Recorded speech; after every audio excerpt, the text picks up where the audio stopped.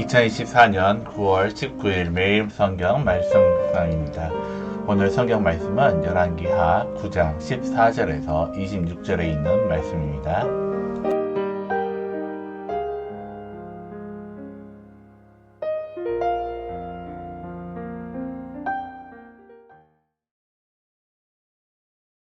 이에 님시의 손자 여호사밧의 아들 예후가 요람을 배반하였으니 곧 요람이 온 이스라엘과 더불어 아람의 왕 하사엘과 맞서서 길랄 라못을 지키다가 아람의 왕 하사엘과 더불어 싸울 때에 아람 사람에게 부상한 것을 치료하려 하여 이스라엘로 돌아왔던 때라.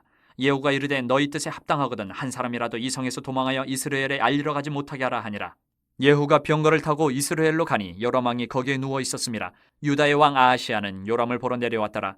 이스라엘 망대에 파수꾼 하나가 서 있더니 예후의 무리가 오는 것을 보고 이르되 내가 한 무리를 보나이다 하니 요람이 이르되 한 사람을 말에 태워 보내어 맞이하여 평안하냐 묻게 하라 하는지라.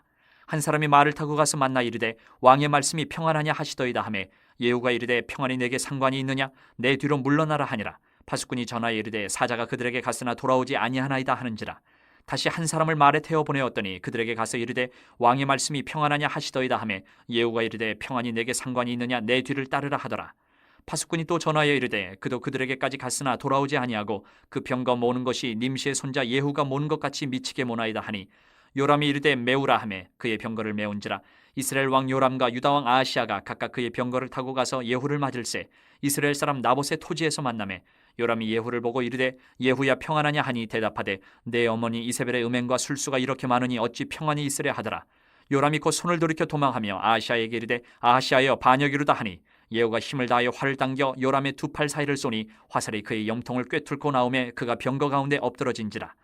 예후가 그의 장관 빗가락에 이르되 그 시체를 가져다가 이스라엘 사람 나봇의 밭에 던지라. 내가 기억하려니와 이전에 너와 내가 함께 타고 그의 아버지 아합을 쫓았을 때에 여호와께서 이같이 그의 일을 예언하셨느니라. 여호와께서 말씀하시기를 내가 어제 나봇의 피와 그의 아들들의 피를 분명히 보았노라. 여호와께서 또 말씀하시기를 이 토지에서 내게 갚으리라 하셨으니 그런즉 여호와의 말씀대로 그의 시체를 가져다가 이 밭에 던질지니라 하는지라. 샬롬, 우리 영석교회 우리 청년분 여러분들, 추석 연휴 잘 가족들과 함께 잘 보내셨나요? 오늘 항상 하나님 말씀을 또한 사모하는 가운데 하나님과 동행함을 통하여 하나님 기쁨되는 우리 청년들이 되기를 바랍니다. 오늘 성경 말씀해 보니까 하나님께 사명을 받은 예후는 곧장 아합의 집안을 멸하기 위해 나아갑니다. 아람과 전쟁 중에 부상을 당한 이스라엘에서 유황하던 요람에게 달려갑니다.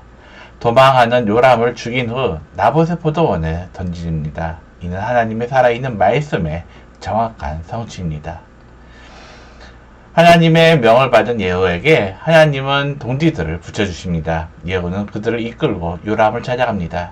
요람은 아람과의 전쟁을 위해 나갔다가 길르앗 라못에서 부상을 당합니다.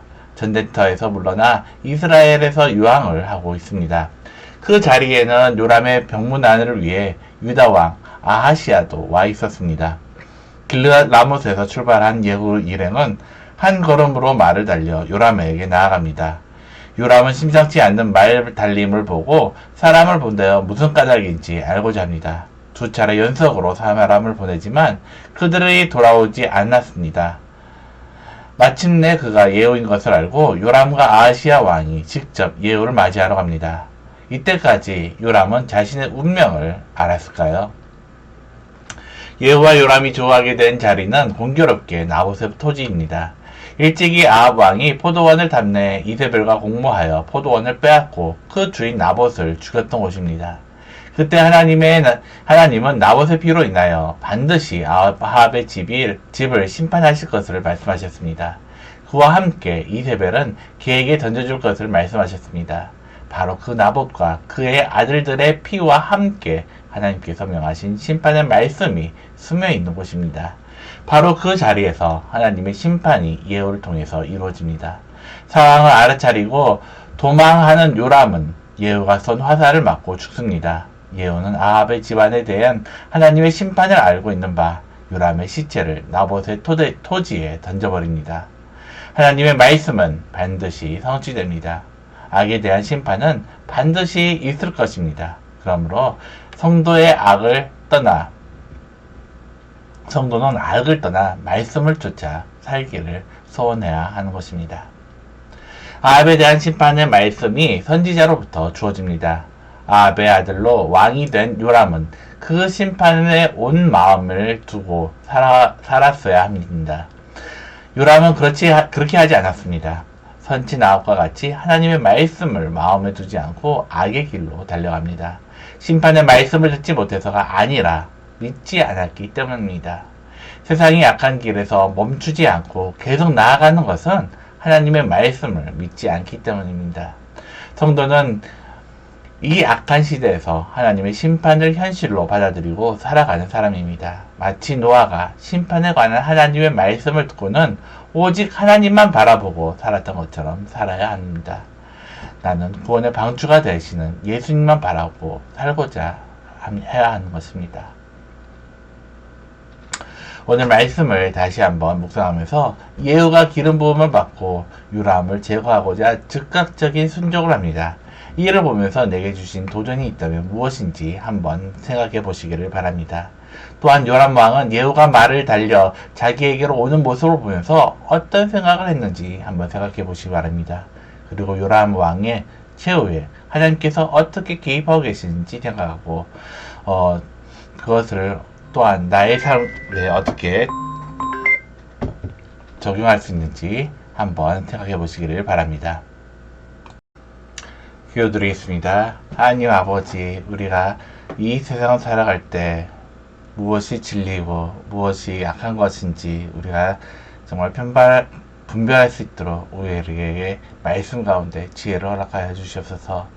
우리가 말씀을 항상 사모하며 정말 하나님의 그 언약의 말씀을 의지하는 가운데 때로 하나님의 심판이 임할 것임을 우리가 기억하며 항상 주의 말씀을 순종하는 삶을 살아갈 수 있도록 인도하여 주옵소서. 오늘 하루도 주님께서 우리와 동행함을 통하여 우리 하는 모든 일 가운데 형통할 수 있도록 주님께서 인도하여 주시옵소서. 예수님의 이름으로 기도드립니다. 아멘.